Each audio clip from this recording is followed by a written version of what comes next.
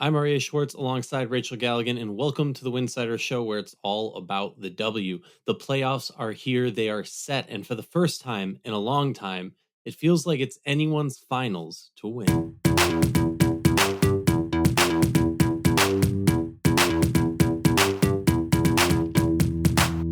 If you like our show, please consider joining our Patreon community, patreon.com/Winsidr. For less than a cup of coffee a month, you can directly show support for the hard work we do covering the W.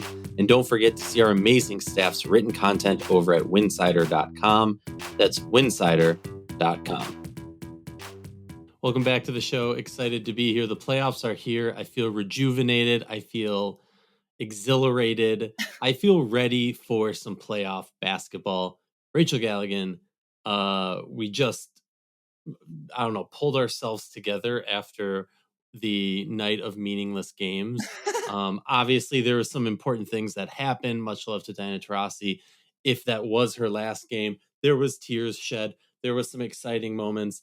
It was a blowout. But besides the game, there was some exciting moments.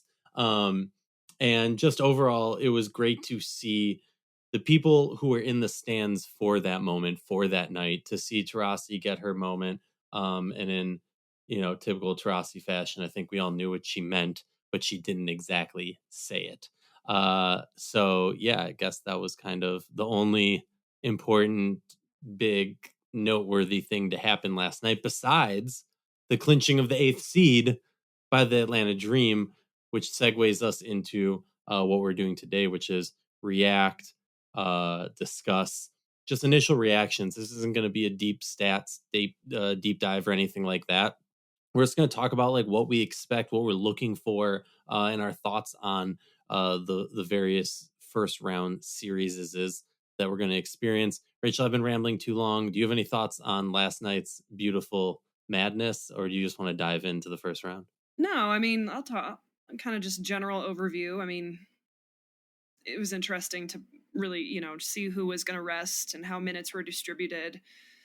Obviously, not a ton of weight on some of those outcomes. I mean, I think the biggest story, like you said, the Atlanta Dream, and to their credit, I would say that this was an underwhelming year for the organization, but you're going into playoffs riding a 3-game winning streak, and you've kind of been able to piece some things together here and do just enough. And I think if you're Atlanta, you're realizing like, okay, it's like a brand new season now. If we can try to flip that switch, and who knows, right? Like there's not a ton of pressure on us, and no one really expects much, and we literally just beat New York 2 days ago. You just got to kind of go in there with nothing to lose, I guess. And so I guess that 8 spot was interesting to really step back, and it was a race between the Mystics, the Dream, Chicago. Really, really just felt like Chicago just free falled. Like there hit a point in the season where it was just like a complete collapse. Disappointing with the franchise, and obviously some of that has to do with you've got Kennedy Carter out with sickness, you've got Angel Reese out for the rest of the season. I mean, I guess you could pinpoint some of those things, but disappointing for the Sky organization as a whole. But honestly, I mean, what was the expectation of this team this year? Like I have to step back. I think they were really fun to watch at the beginning of the year, and then it kind of is like, what is happening here? We'll talk about a lot of those things in the offseason. Washington Mystics openly, rebuild. I fall short of tanking, but I have to give credit to that organization. It felt like they were refreshing to watch night in and night out. I felt like they competed. You felt like there was really good team chemistry. I think you've got a player like Aaliyah Edwards who got a lot of great run and experience this season. They strung together a really good last month or so, and I think ultimately ended up where they needed to be, out of the playoffs and in the lottery. And Atlanta Dream, I mean, they had the most on their shoulders to make it in. Now it'll just be interesting to see how this team can perform, and can they do enough to maybe steal a game against New York. So yeah, those are just my general thoughts in terms of the Taurasi stuff. My only concern and my only issue is just I'm very surprised of just this whole rollout in general, and maybe part of it has to do with the uncertainty with it, right? It's been very cryptic. If this is it, if this could be it, I think it's like Taurasi operates on her own way. She's going to just like one day not show up to training camp and be like, yeah, I'm done. has openly said doesn't want to have this whole big, long, drawn-out farewell tour. So I kind of, on one hand, understand what the organization is doing, and I know a decision will be made soon, but it obviously feels like a decision is made. I'm just very surprised, especially on a night where there wasn't a lot of value in a lot of these games. It should have been nationally televised. We're talking about the all-time leading scorer in WNBA history, arguably the greatest of all time. I mean, this is like LeBron James, Michael Jordan, the equivalent. Like this would A be Kobe-esque player. This would be celebrated and just in a completely different way. And I guess I don't want to blame the Mercury. I think that they're doing what they can to try and draw attention to it, but like on a national scale, I feel like this just should have been bigger and it should have been televised. And I know everyone will say, "Oh, you're going up against, all the different things that are playing." I don't care, Rachel. You're right. I'm sorry. Like, freaking greatest of all time. I mean, no, we can debate. You can debate it. You can go back and forth. At the end of the day, like, to not have that on some channel for the league, and I'm not going to put this on the league because I know. Look, I'm always quick. There's always so many loved. intricacies with it. It could be the network. It could be the league. It could, but for us to be standing here the next day and it wasn't on, somebody's head needs to roll for the fact that this legend, and we talk about this, right? So many WNBA players don't get the proper send off, and she doesn't necessarily want all the hoopla and attention. And I get that and I understand, but that's a situation where, as a league, you have to pay your respect to the legends who were building on their shoulders. Yes, and I just missed opportunity. I mean, not even missed opportunity, just of huge proportions of just how bad that was, in my opinion. And let's be honest. I mean, do we really think that the Mercury are going to go up there to Minnesota and be able to? I mean, they might be able to steal a game. Oh, I got some good lines when we get to she that ends up series. playing at home one more time. But the Mercury I watched this year is about to get swept. And she'll never play again in the Barefoot Center, whatever the hell it's called. Footprint Center. Footprint The Center. Barefoot Center. I like it. All right, well, perfect segue. Let's get into it. We'll start off with the 1-8 team, Atlanta Dream, number 8 team, New York Liberty, number 1 seeded team in these playoffs in the regular season. Just to remind folks, the format is 3 series. It's no more single elimination. Best of 3. Thank you, Rachel, for translating my gibberish.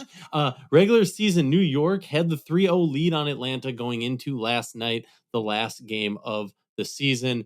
Obviously, I do want to actually point this out, Rachel. I feel like you'll get a kick out of this.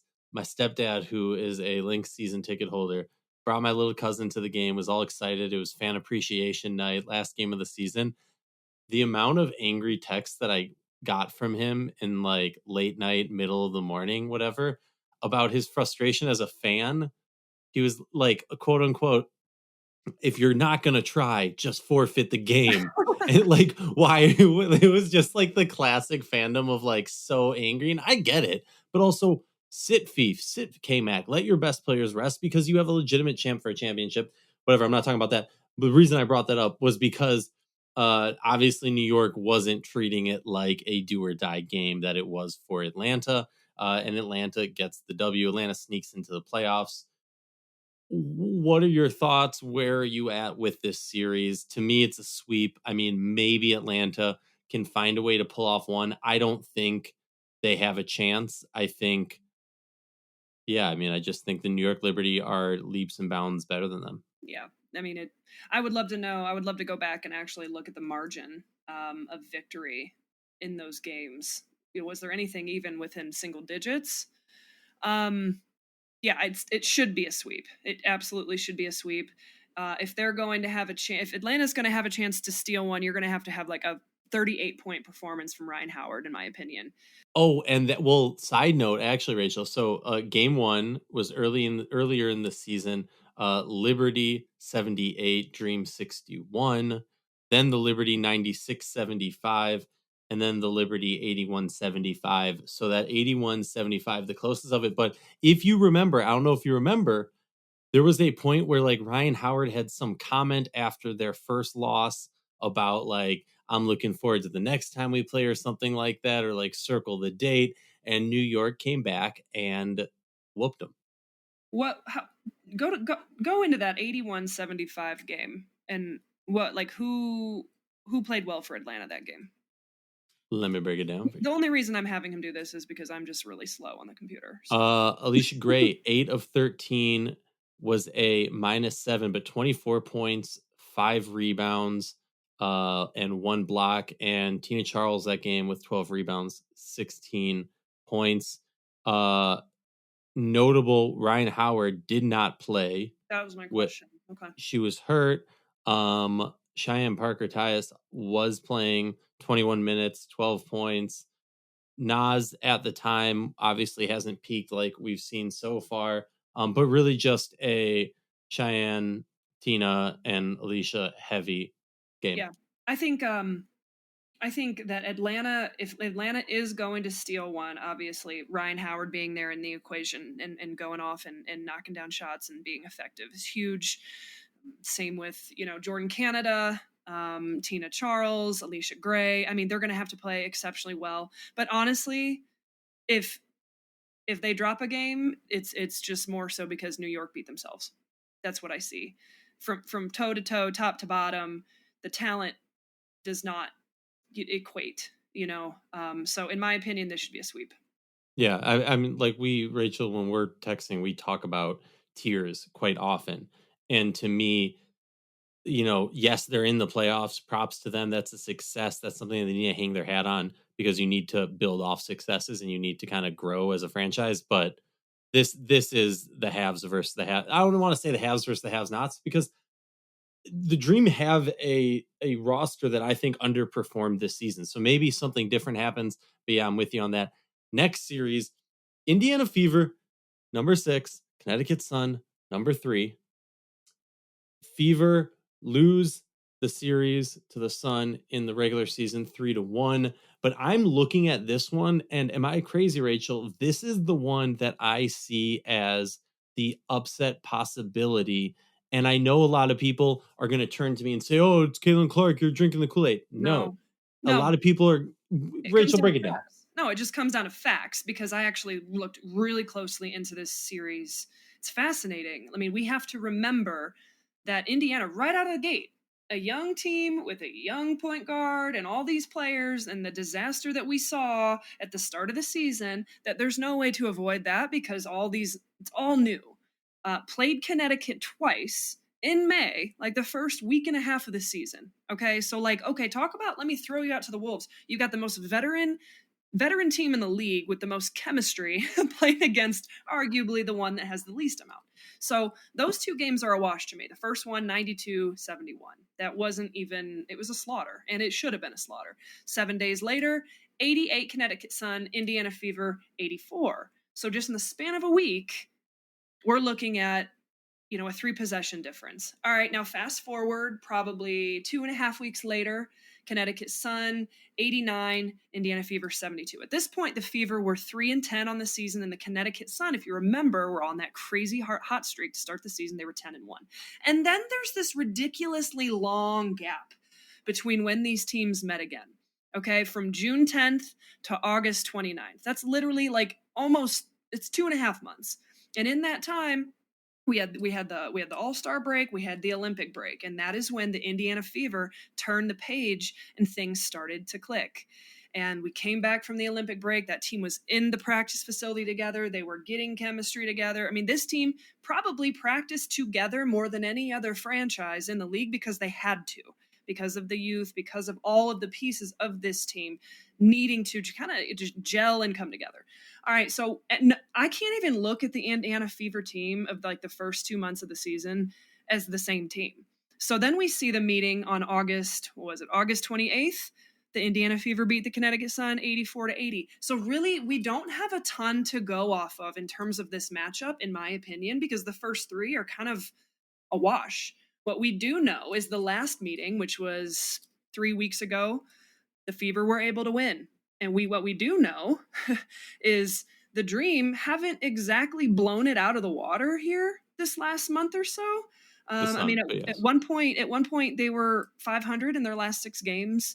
I think now, they won last night. They're 6-4. So I don't know that the Sun are playing their best basketball right now. Indiana Fever clearly got hot. They won 20 games for the first time in frickin' forever. So I don't know. This is a pretty evenly matched game, I think, but it's different because you have the Fever who are clicking on all cylinders offensively. Okay. From a lot of standpoints. And then you have the Connecticut Sun, which are steady Eddie defensively. Sometimes they can do well offensively. Sometimes they struggle. You've got certain pieces that are doing well, but it's not exactly like this dominant force. But the biggest difference is just playoff experience. Well, that's what I was going to say is since for the past 7 years, since 2017, the Connecticut Sun have been third seed or better coming into the playoffs. We've seen them come out with 2 finals appearances, a couple early losses to the Mercury. This could not be such a juxtaposition. Also, I'm just looking on ESPN right now. The matchup predictor has a 24.8 for the Fever and a 75.2 for Connecticut Sun. So I'm just going to say it. If you're a betting person, I'm putting some money on the Fever because the cash out is going to be Hold nice. on, wait a minute. Say that one more time. What's the line right now? I don't know about lines and stuff like that, but Okay. 24.8 matchup predictor victory for the Sun versus 75. Now, I don't know if that's per game or I think that's probably for the series, is my assumption.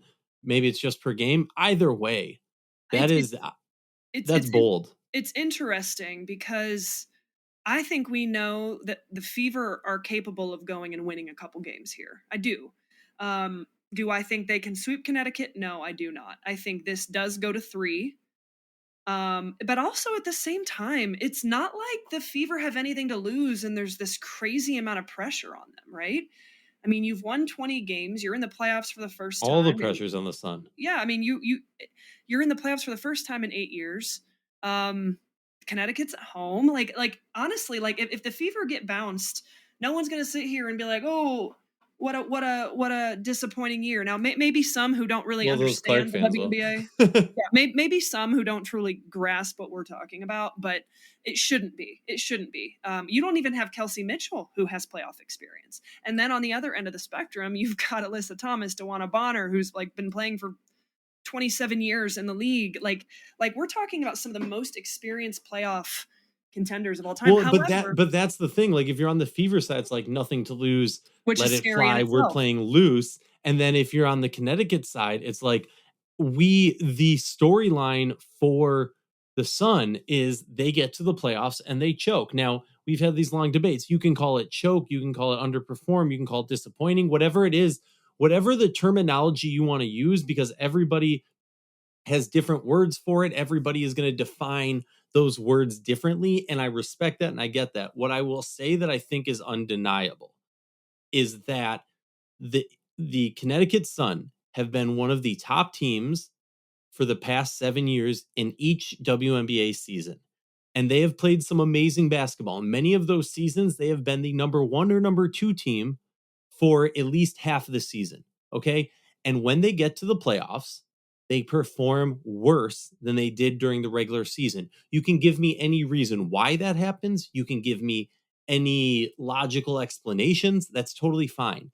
To me, they are underperforming in the playoffs in comparison to what they have done in those seasons during the regular season. And it's going to be interesting. Can the Fever hit enough shots and be consistent enough offensively? Or Kelsey Mitchell and Caitlin Clark combining for 50? Is Aaliyah Boston, having a 15 and 12 double-double? But the question is going to come down to the Fever and their ability to get stops. I think Connecticut got beat because they really struggled to stop the backcourt of the Fever the last time they met up. And that's not their brand of basketball. This team, when they are at their best, and why they have been at the best historically, has come down to they are stingy defensively. And that's how this team wins. And they do just enough offensively. Fever averaging 5 points more than the Connecticut Sun. So it's two different clash. And I'm not trying to say Connecticut can't score the basketball. However, they definitely struggle at times. I mean, if it turns into a shootout and just who can outscore the other and really no one's defending, I got the Fever. But that's not going to be what it is, right? The question is going to be, how good is Connecticut defensively Can they take the Fever out of what they want to do? Can they make things uncomfortable? Can they be playing their best defense at the right time? If Connecticut's defending at the way that they are capable of at the right time, they will win this 2-1, in my opinion. Yeah, well, I don't think it doesn't come down to Connecticut's defense. I don't question will they, won't they. To me, it's like, will their offense be enough to match, because you have this high power Fever offense and the Connecticut Suns defense is going to bring them down. But can the Connecticut Suns offense match where their defense is going to bring the opponent's offense? That's my only And question. that's I why I think their think like defense outweighs it. that's why I think that there'll be a game where Connecticut can't put the ball in the ocean. And Yes. Yes. it'll get not out of hand. It won't get out of hand, but I just mean like their offense will suffer. But that's why I continue to say the fact that teams like Minnesota, Connecticut can defend at the rate, when you have an off shooting night, you can rely on what you do defensively. And I just don't know, like the Fever, they don't have that. Now, can they string together enough stops in the fourth quarter to do what they need to do? That'll be the question. That'll be what we're looking to see. Moving on to the Minnesota Lynx at the 2 seed, taking on the Phoenix Mercury at the 7 seed. I mean, call me a jerk, call me rude, say what you want. I feel like Cheryl Reeve is going to do what Cheryl Reeve does best, and that's send Diana Taurasi packing in the playoffs. WNBA historians know what I'm talking about. I don't see Phoenix winning a game. Phoenix has been utterly disappointing this season. I have a whole rant I want to go on that I will spare you for now. We can talk about it later. But the gist of it is how the Phoenix Mercury have wronged Diana Taurasi over the last 4 or 5 years. Yes, I said it. I mean it. Because they weren't honest with her. Whatever. I'm not going to get into it, Rachel. Not going to get into it. Okay. But Minnesota wins the regular season series 3-1. That one win was 80-81 with a Kalia Copper dagger to game winner. That was early. That was 6-7. So that was second month of the season. That was when Phoenix still thought they could, keep up. Well, that was when Phoenix was having those like crazy games. And that's what it was. Like, look, at the end of the day, the roster construction didn't have a defensive identity. Once Rebecca Allen went down, and if BG isn't elite and playing almost 40 minutes, you're screwed. So this team was designed to live and die by the offense, and their offense has not been there this season. And the Minnesota Lynx, in my opinion, are coming in as the hottest team. Yes, they blew that game. That certain Minnesota Lynx fans are super pissed that they didn't try hard enough in that last season finale, i.e. my father-in-law. But but all of that said and done, like I just think Minnesota in to kind of piggyback off what you said about Connecticut, when Connecticut is going to have a game probably where they can't hit water off a boat. Minnesota doesn't have games like that. They have like periods like that, but that's what makes Cheryl Reeve so elite and why she, in my opinion, is coach of the year, because she's been able to make in-game adjustments that adapt to what this team needs to do so they don't continue through those droughts, and their defense keeps them in the game if they fall behind because of how good they are and allowing them to kind of recover. I see this as a sweep. I don't think Taurasi plays another game in Phoenix. What about you? There actually is about only just a 1.5 point differential on what these teams average per night, which is fascinating. The biggest difference here is just how good Minnesota is on the defensive end of the floor. Second in the league in terms of what they give up. I know we said we weren't doing stats, but I'm just formulating my opinion. No, do it. Do it, Rachel. They're giving up 75.5 points per game, and the Phoenix Mercury are allowing basically 10 more points. It should be a sweep based on what we've seen.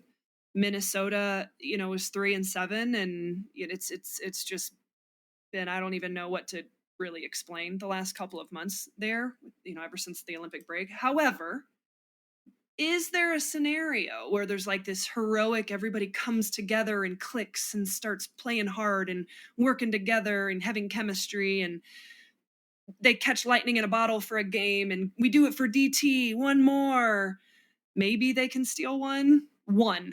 Maybe. I hope so. Because this team has not even scratched the surface of how their potential this year, and that's been disappointing. What you attribute that to, I don't know. It's not that they lack talent. I just think defensively, there's no real identity. There's no real buy-in. The team doesn't seem super connected whatsoever. However, it is the playoffs and it's a brand new season. There could be a game where Minnesota's struggling and Taurasi decides she's going to knock down 5-6 threes and send it back there. It's totally possible. And if it happened for anybody else, it would be for Diana Taurasi. But I think more than likely to be a sweep, but just for the sake of having fun with it, I'm going to say this Mercury's able to steal a game. They'll send it back to Phoenix, but yes, Minnesota will win. All right, well, you're wrong, right? No, that's just my hope. I hear you. What I think happens, because I do hear what you're saying, and I do think the Taurasi lightning in a bottle moment happens. I don't think it's enough lightning to sustain a full game. And that's just based off what I've seen from this Minnesota Lynx team throughout the season, is that their ability to ride the waves and handle the adversity in game is second to none. I agree with you. And like, even saying it is hard to say because it almost sounds like I'm discrediting Minnesota, like, oh, they're just going to collapse in a game. I don't think they're going to collapse. What I've seen from this team, and when people ask me the question, hey, who do you think is going to go win it all right now? It is very hard for me. They're the first team that comes to mind. I'm going to be completely honest right now as it stands. However, outside of last night, hottest team, I don't know, whatever's the win streak, 7 games, whatever games. It was. I don't know. Maybe there is an off night. And again, Minnesota's going to win this series. Is there any scenario where you would even be remotely like accept that maybe Minnesota or Phoenix could win this? Like percentage wise, like 1% chance you think Phoenix could pull out this series? Wouldn't that? Here's my thing. So what about an upset? As someone who's born and raised in Minnesota, there's always this like give pull of a Minnesota sports fan. So like I'm trying to disconnect my Minnesota sports. And the thing is with the Lynx, that was never a thing until the last 5 years or 7 years or whatever. So like sitting here now, I'm sitting here and I'm going, okay, am I talking from what I've seen and being a WNBA mind, or am I talking as a person who grew up, in a poisoned world of Minnesota sports? I think, yes, there's a 1% chance because, like, realistically, anything could ever happen, like, but it would be Minnesota collapsing. They would have to absolutely collapse. It would be Minnesota collapsing, going cold as hell from everywhere on the field. And it would be their defense collapsing too, because the thing about facing Phoenix, the reason why I think that there's a 1% chance and nothing more, nothing less, is because that it comes down to Phoenix doesn't, if Minnesota can't score, that doesn't mean they're not going to score. Like if Minnesota can't find a bucket, that doesn't mean they're not going to put points on the board, because Phoenix's defense is so bad. They are like a bucket full with holes. No, that's what I'm saying. Like the Lynx would have to completely go AWOL from what they've done all year. On both ends of the ball. Like yeah. I mean, yeah, it would just be whatever. All right, let's move on to the next series, because I think it's pretty clear what we got on that one. Seattle coming into Vegas, the 5 versus 4 regular season Aces 3-1 versus the Storm. The interesting line, it became very clear, very obvious a little bit back that Aces wanted Seattle. They just beat them, and then they threw in some bench players, but they still dominated.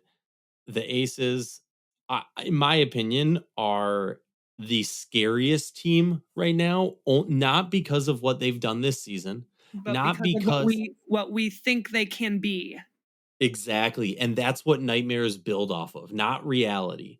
No, like but I'm being honest, right? Like, no, that's a line. And the nightmare is that Vegas is clicking at the right moment, and their depth, right? We talk about depth and lack of depth, and then they need depth.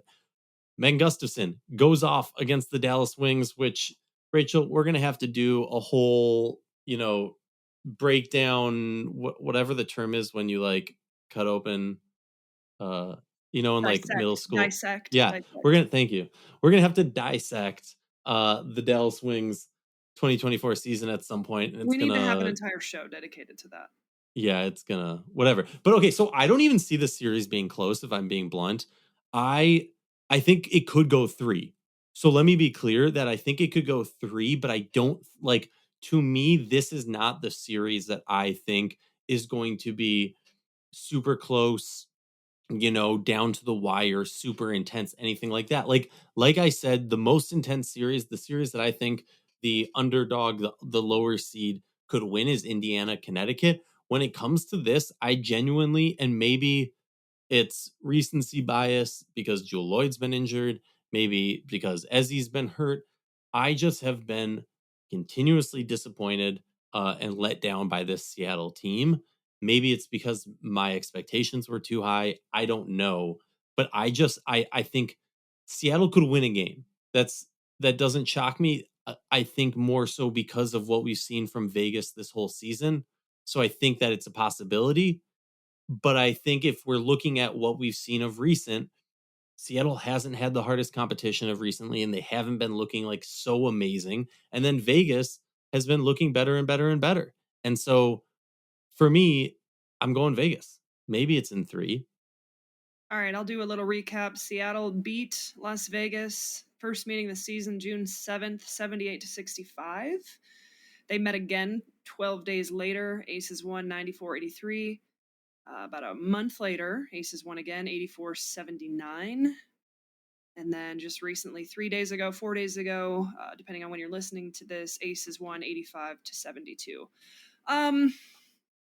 Seattle they just don't have it together enough to win this series, in my opinion. And I don't know that they can just do what it's going to take to win 2 games against the Aces and against Asia Wilson. It really comes down to Asia Wilson. I think it'll go to 3, though. It's very possible that Aces sweep. It would be absolutely wild to me if the Aces were to get swept. I definitely don't see that happening. I think that you're riding on the tails of what Asia Wilson's doing. I think that this franchise, they know what it takes to win a championship. They know what it takes to outlast in a series. And I would be shocked if we don't see this team continue to elevate their play the way that we've seen it almost felt like all year they were just waiting for September to come. It's like we're good enough. We're just maybe going to try really hard today. And then, okay, maybe we're kind of pissed off that we're not really playing our best and we're just going to do enough. And then, okay, boom, now it's time. Like, I expect the Aces from top to bottom to be locked in, to be looking their best. That is my expectation. That's what I think will happen. But I do think Seattle has enough power to steal a game. I think it'll end up being Aces 2-1. The interesting aspect on the matchup predictor now, it's 28 for Seattle, 71 for the Aces, and also like the Minnesota one was much closer also. Yeah, I think, look, we could see this go into a third game, and anything could happen when the ball tips off for a do or die matchup.